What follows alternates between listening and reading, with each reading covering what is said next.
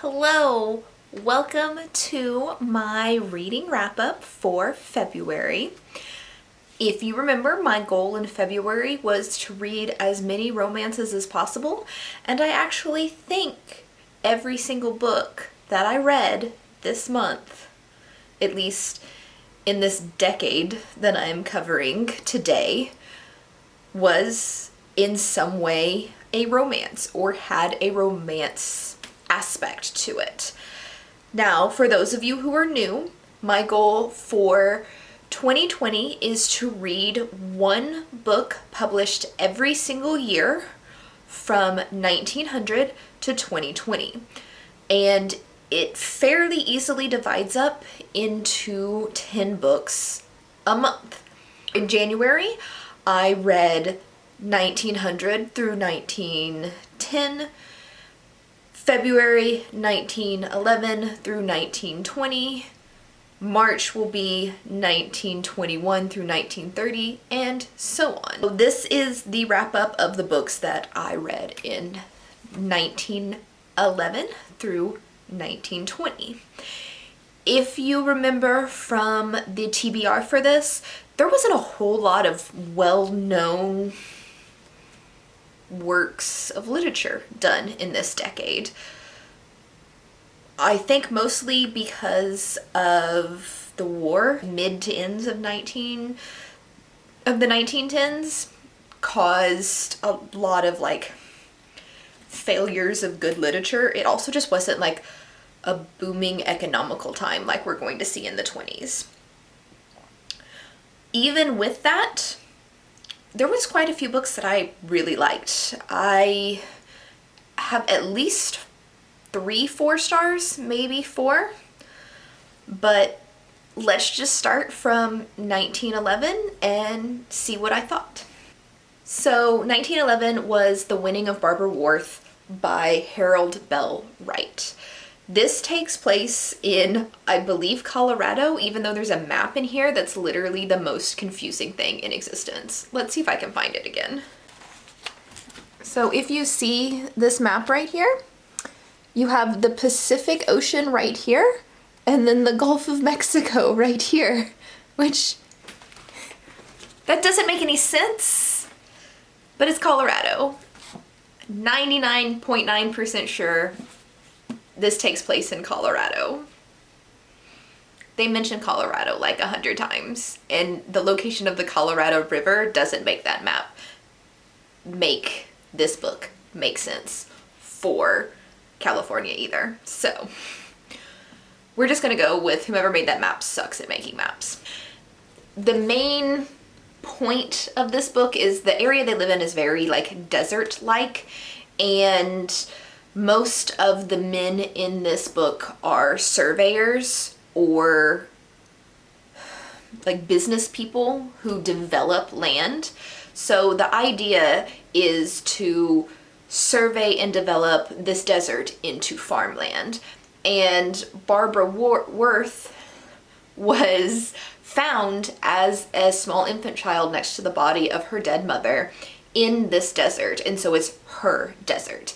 And the 5 main male characters in this book are the ones who found her. So her adopted father, which is Mr. Worth, and her uncle, a young man who's about Barbara's age, a couple years older, and then 2 adopted uncles who are kind of the rowdy, fun uncle type, right? So there's a love triangle in here between the boy who is roughly her age that finds her, who is a amazing young man. He is professional, he is businesslike, he is kind-hearted. He's basically the perfect man. And then the other man in the equation is a wealthy New York businessman who's come out here to work for the company, who decided to turn all of this land into farmland, right? Obviously, spoilers, I don't recommend this book anyway, but spoilers, she picks the wealthy guy because he's wealthy, so he's the perfect American male. So that was stupid. The characters in here generally make like really awkward and weird business decisions, and then they write it off as this is what Barbara would want, which doesn't make any sense because Barbara doesn't seem to know or understand anything about the business. And then them making these stupid business decisions because Barbara wanted it ends up being amazing business decisions in hindsight that no one at all would make for any reason. So it was generally really boring and confusing and stupid, and I didn't like it. I gave it 2 stars, mostly just because I was bored. Next is a short story called The Melting of Molly by Maria Thompson Davies, where this lovely young woman named Molly is a huge idiot, but in the sweetest, most enduring way possible. It is written like a diary, like a journal from Molly's perspective, because Molly has gained a little bit of weight and can't fit into some dress that was her beau's favorite from like 5 years prior.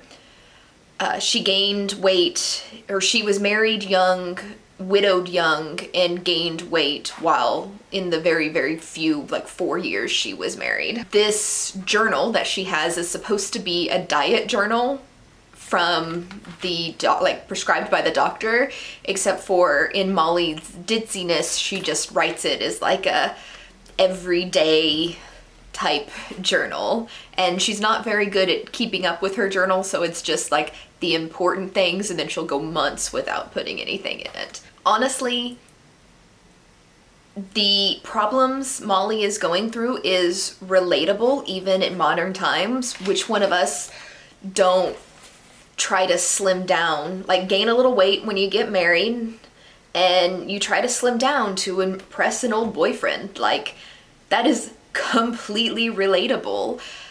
And it turns out that the story ends happily. It's adorable, it's cute if you like cutesy romances where it's one girl being wooed, I guess is the word, by a whole lot of guys. But she's not really encouraging any of them. It's just harmless flirtation mostly. Then I think you would actually like this. This would be a very, very easy break into classic story for people who like modern romances but are afraid of classics, because it's got modern problems and it's super, super short. It's like 68 pages, I think. 62 pages.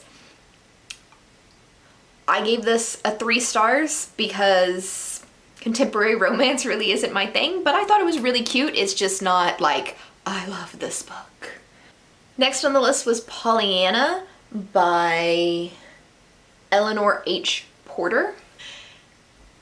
This is 100% inspired by Anne of Green Gables. It's a young orphan girl is adopted, or her parents die, she's poor, she has nothing, her aunt reluctantly takes her in, and then her charming, adorable personality wins over everybody, and everybody falls in love with the girl that they didn't really want in the first place. Basic storyline is the same, but there are little details. This one is more focused on actually teaching children like a moral, and the moral is to find joy in even bad situations. So Pollyanna's thing is she has this game that she plays with everybody around her where they find reasons to be happy. So if you're sick in bed, at least you're going to get well soon. At least you're not dead. At least you can still walk eventually. Things like that. And there's like different levels of it. This is also a much shorter time frame than Anne of Green Gables. This only goes for like maybe 2 years, when Anne of Green Gables was like her entire like preteens through teenage years to adulthood. This was so sad. I cried for like the last 6 chapters. It's just, shit goes down. So be prepared that you are going to cry in this book. It's still a happy ending. It's just a shitty situation that's really, really, really well done. Also, there's a love story in this between adults, not for the 11-year-old kid, Jesus. But between the adults, Pollyanna ends up bringing 2 former lovers that had ended on like the wrong foot back together, and everybody's happy and whatever. You get the idea. If you have kids or you just like reading like children's books, middle grade, I would say is what this is, then I think this is pretty good. I liked Anne of Green Gables better though. I also gave this a 3-star. Next is Tarzan of the Apes by Edgar Rice Burroughs. And I listened to this as an audiobook, even though I have a physical copy of it. First off, I want to say about the audiobook copy that I read was very problematic because the male British had the most offensively racist like voice for a black female character. It was just stereotypical past the point of acceptance. And with an audiobook, you can't be like, oh, it's just a product of its time, because those shits are recent. It was audiobook out. If this story in and of itself as just a story is well-paced, interesting enough, kept my attention the entire time, but it's so problematic that I don't recommend reading this unless your goal is to like identify problematic classics and to acknowledge that we as humans have made very stupid decisions in the past with how we view ourselves and each other. But if you're looking to read this for like entertainment and stuff like that, just keep in mind that you're much better off just watching a modern movie on this book that takes out all of the really, really shitty things. Now, this also is a love story because we've got Tarzan and Jane, but problems. Tarzan is a wealthy white man, which means he's better than everybody. He literally teaches himself to read, never encountering another human in his entire life. He finds a picture book, like children's picture books, and then like school primers or workbooks, and and a dictionary. And with those tools, teaches himself how to read and write in the English language, though he cannot pronounce a single word in the English language. And the honest to God explanation for why he was able to do this was because of his wealthy white male breeding. Like, I'm not just being like, white men have privilege, whatever. Like, it literally in the book says that he does that because he is the son of a wealthy white man.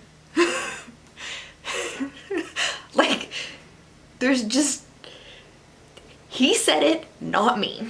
The animals also don't make sense in this book at all, as far as like how the jungle works, which may not have been as well known at the time.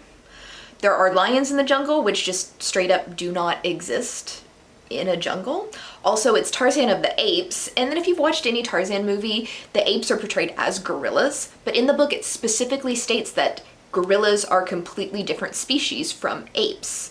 But the description of the apes is exactly that of a gorilla, where the males are like 8 feet tall, and it just doesn't, it doesn't fit with any other primate in the ape category. Maybe orangutans, but their behavior doesn't fit orangutans, and orangutans aren't found in Africa, they're found in Asia only. So it just doesn't make sense. Another thing that's just an interesting little tidbit is the Clayton character, who's always the bad guy in the movies, is actually a really respectable, kind gentleman in this. And he and Tarzan are friends. So, just an interesting tidbit. Overall, I gave this a 2 stars because of the just predominant theme of white male superiority that is just to the point of ridiculousness. Like, it's fucking ridiculous.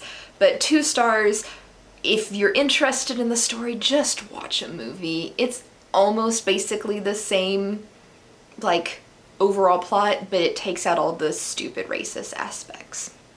Next book is K by Mary Roberts Reinhardt, and I read this as an ebook. This is basically a young aristocratic American girl is like wealthy by breeding, but like physically cash poor. So she is trying to help support her mother by taking a job as a nurse and leasing out rooms in their home. So they take on a boarder who is a man named K, or a man who just gives his initials as K, or his first initial is K, and that's what everybody calls him, is K. And then they rent out their sitting room to a newly married couple. Now, the whole mystery of this story, because it's a somewhat mystery, is Kay is obviously hiding his identity. And I'm not going to spoil it for you, but the mystery of it is kind of meh,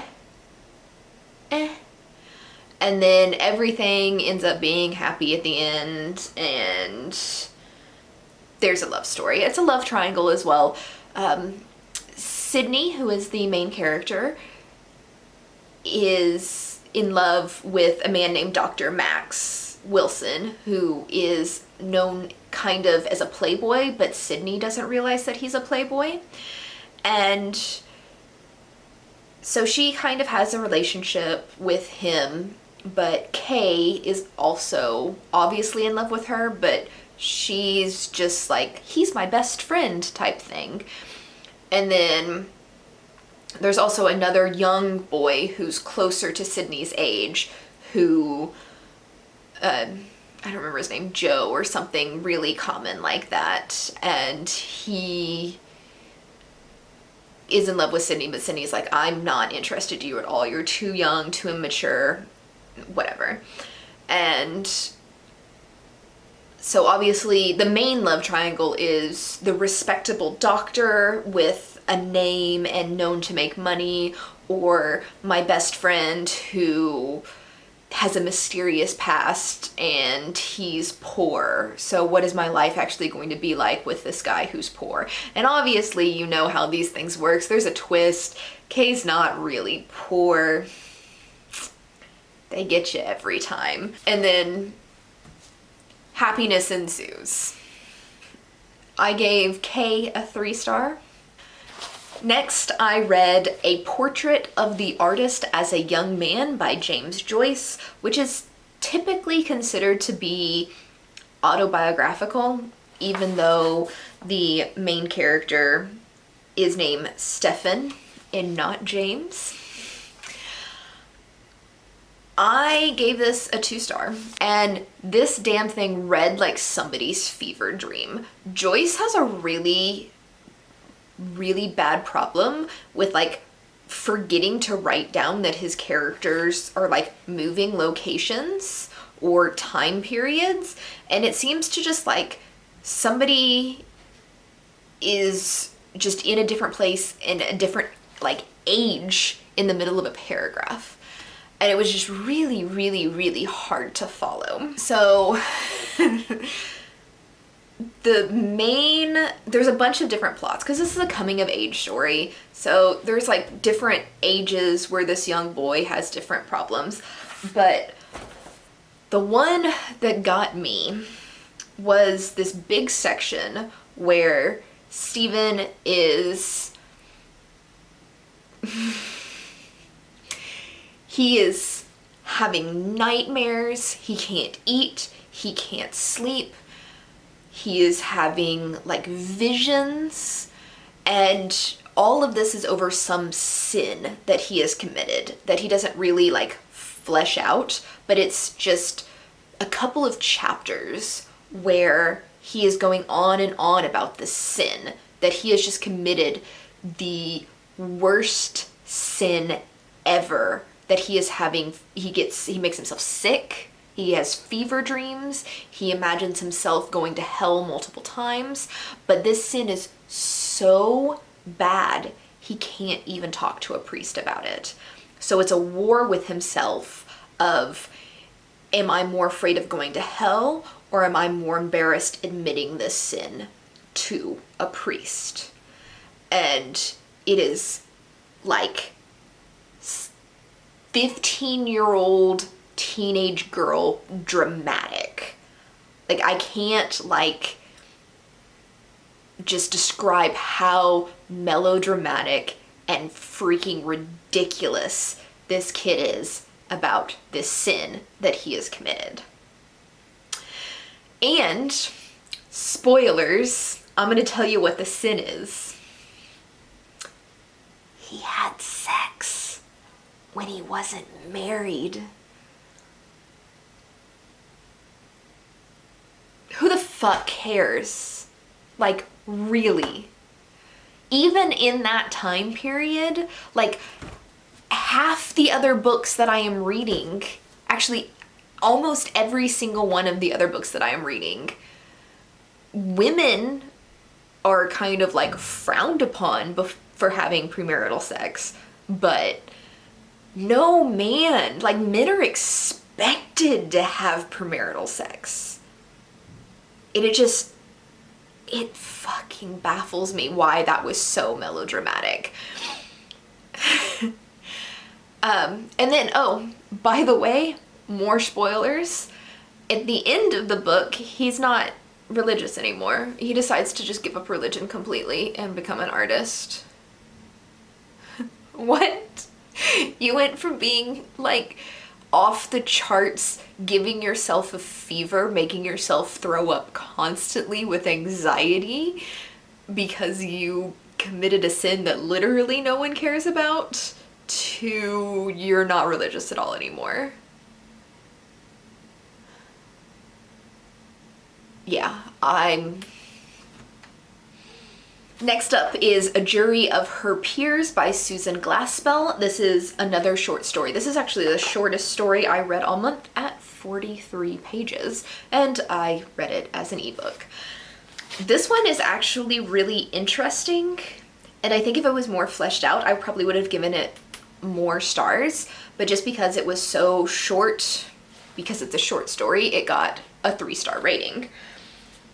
Now, what happens is a woman's husband turns up dead, and the farmer who finds her, the district attorney, the sheriff of the town go to this house to kind of look for clues as to like what happened.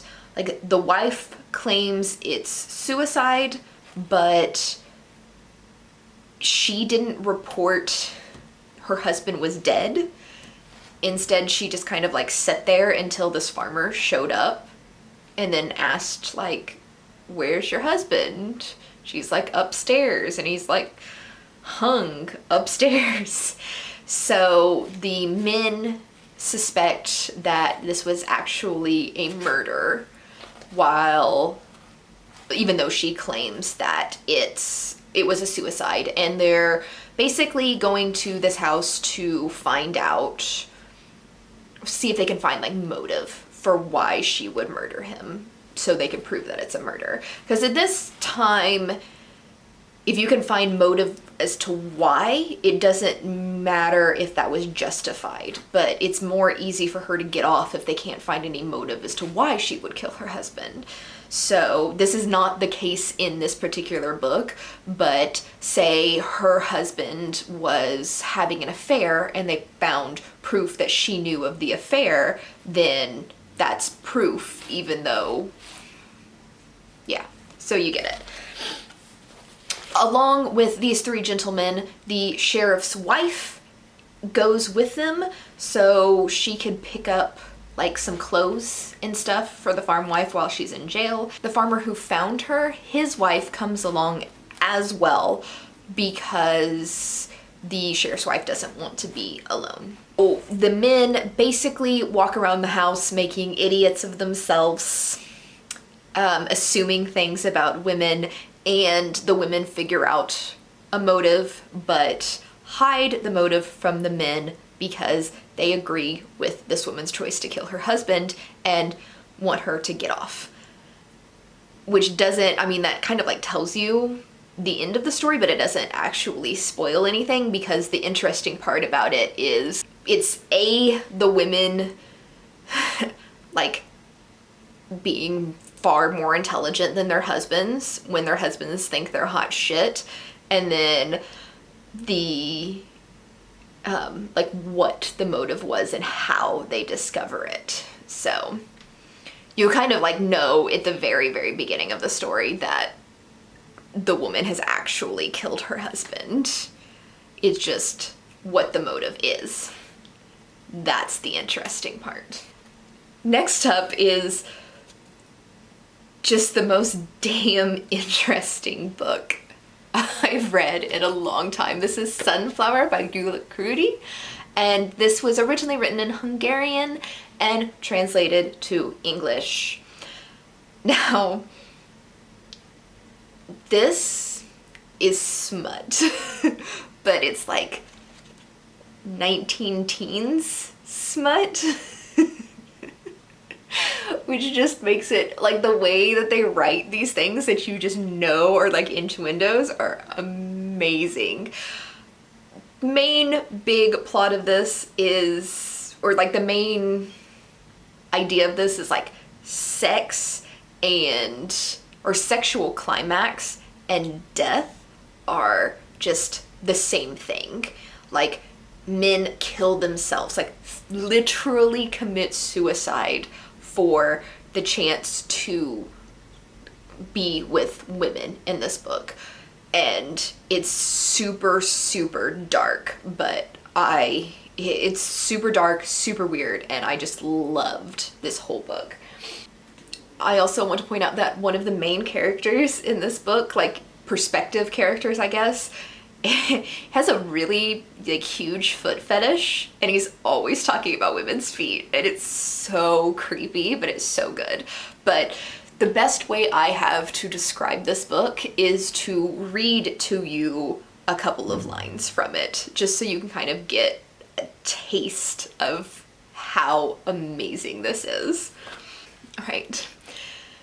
She was supremely happy when this thirsty violet, parched by the Egyptian night, lapped up her blonde French vintage with loud slurps. It's not actually saying anything bad, but you know that she's getting eaten out. You know it. And the whole book is full of stuff like that. Another one.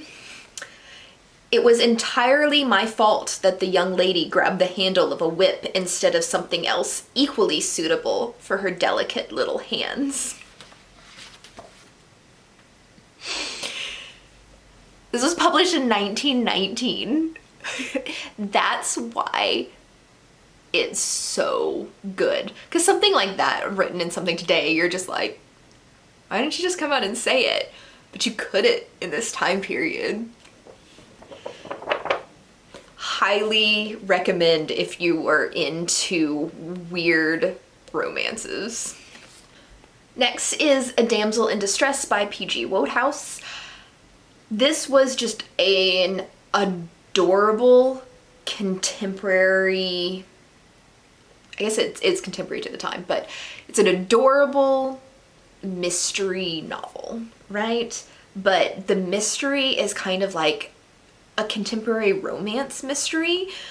And if you like the cutesy little contemporary romances like Red, White, and Royal Blue or The Unhoneymooners, if you like things like that, this is an amazing place to start with classics. Basically, it's mistaken identity romance.